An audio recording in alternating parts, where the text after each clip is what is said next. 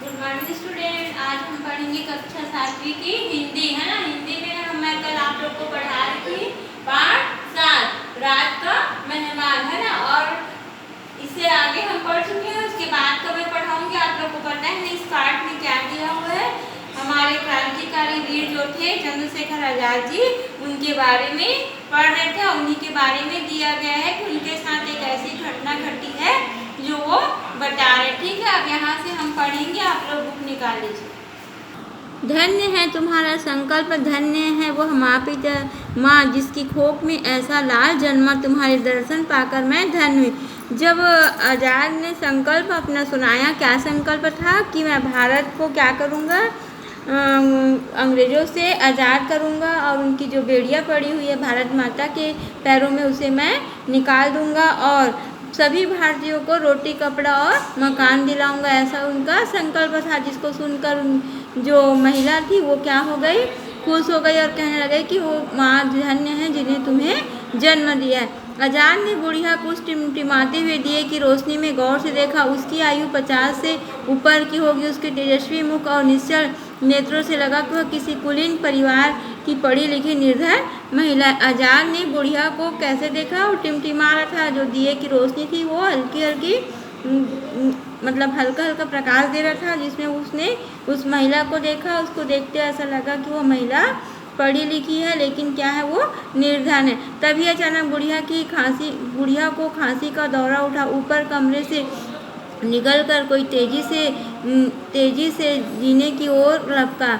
आजाद वही कोने में छिप गया। बुढ़िया की इकलौती बेटी कल्पना थी, ऊपर कमरे में बैठी पड़ रही थी। माँ को उठा दौरा सुनकर तुरंत भागी भागी नीचे आई और उसके पेट सहलाने लगे। फिर कटोरी में 2 घूंट पानी पीने को दिया। स्वस्थ होकर बुढ़िया भौचक्की से इधर उधर देखने लगी। लड़की सहम गई, पूछा क्या है माँ, किसे देख रही हो। जब बुढ़िया को खांसी आई तो खांसी की आवाज़ उसकी जो लड़की थी ऊपर बैठकर पढ़ रही थी, उसने सुना और आकर क्या किया, उसको पानी पिलाई। और पानी पिलाने के बाद जब बुढ़िया ने इधर उधर देखा तो वो पूछने लगी कि आप माँ, आप किसे देख रही हो।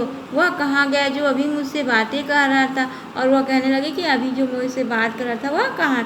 कल्पना ने आजाद की ओर देखा और माँ से पूछा, ये कौन है। रात का मेहमान, बड़ा योग्य और समझदार व्यक्ति। रात का मेहमान क्यों कहा गया, क्योंकि वो रात के समय क्या किया था, उसके घर में आया था। योग्य और समझदार हूँ तभी तो सारे दिन से भूखा हूँ, आजाद ने सहज भाव से कहा। और उसने कहा कि यह बहुत योग्य है, रात का मेहमान है और यह बड़ा ही योग्य है। और फिर आजाद फिर कहने लगा, योग्य हूँ और समझदार हूँ, लेकिन मैं दिन भर से भूखा हूँ। अरे बेटी, मैं तो भूल ही गई, इन्हें कुछ खिलाओ पिलाओ, बुढ़िया ने कहा।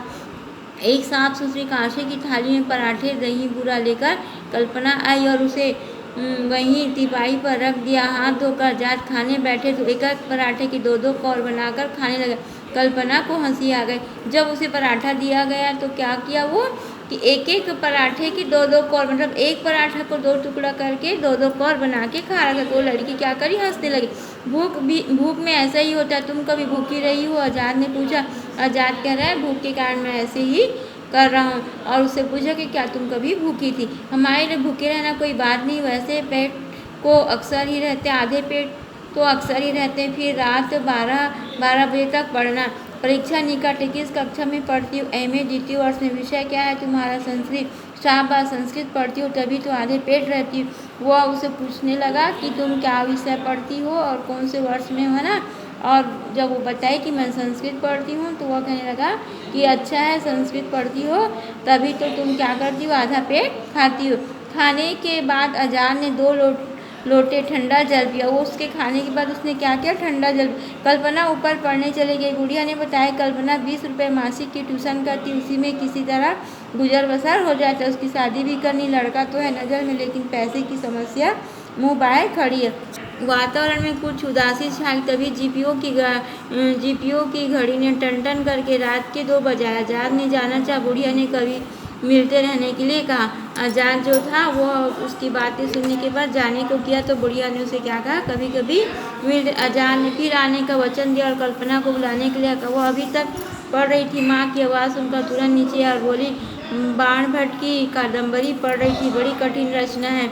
जब आजाद जाने लगा तो उसने क्या किया, कल्पना को बुलाया और बुलाकर बुलाया तो कल्पना ने दौड़कर आई और उसे बताने लगी कि बाणभट्ट की कादम्बरी पढ़ रही थी जो बहुत ही कठिन है। संसार में कोई काम कठिन नहीं, मन लगाकर पढ़ो, प्रथम श्रेणी लाओ, यही मेरा आशीर्वाद। आजाद ने कहा, आजाद उसे कहने लगे कि संसार में कोई भी काम कठिन नहीं होता, आप मन लगाकर पढ़ो तो तुम पहले नंबर पर पास हो गए, ऐसा वो उसने आशीर्वाद दिया। आप सबके आशीर्वाद प्रथम तो सदा ही हूँ, इस बार मैं भी आ सकती हूँ। वो कहने लगी कि मैं हमेशा प्रथम आती हूँ, आपके आशीर्वाद से इस बार भी आ सकती हूँ। अच्छा तो ये लो अपना प्रथम आने का इनाम देकर आजाद ने ब्रीफकेस कल्पना के हाथ में थमा दिया और गुड़िया को प्रणाम कर तुरंत वहाँ से चल दिया।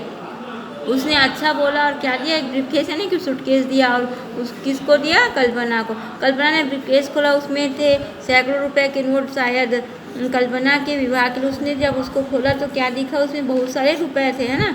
रुपए लेकर वृद्धा दरवाजे की ओर झपटे। आजाद जा चुके थे, बारिश ने और भयंकर रूप धारण कर लिया था। अंधेरे में ताकती वृद्धा न जाने क्या सोच रही थी।